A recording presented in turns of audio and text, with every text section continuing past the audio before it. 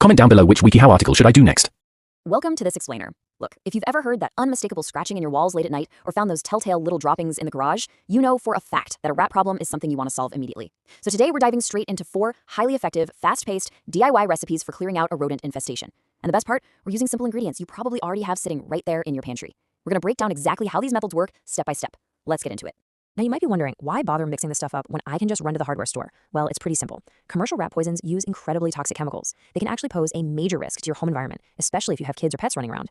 But by going the homemade route, you're using safe, everyday household items. It's a real game changer because you get way more control over what you're bringing into your living space. And honestly, you don't have to sacrifice results to get it. Number 1, the plaster of Paris method.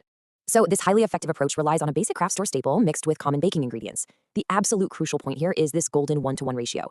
To make this work correctly, you need exactly equal parts of your dry base ingredients. We're talking a 1/4 pound of plaster of Paris, matched perfectly with a 1/4 pound of either cornmeal or just standard baking flour. And hey, if you don't have a kitchen scale, don't sweat it. Just grab a standard measuring cup or even a coffee mug to make sure you're scooping exactly 1 part plaster for every 1 part cornmeal. Nailing this precise balance is key to making the mixture appetizing to the rodent while still getting the job done. All right, once you've got those dry powders weighed out, the fun really begins. You'll want to toss those powders into a large bowl, and I highly recommend throwing in about 1/3 of a cup of sugar. That sweet scent acts like an absolute magnet for rats. Then slowly pour in about a cup of milk while kneading it all together with gloved hands. You're basically aiming for a clay-like dough here.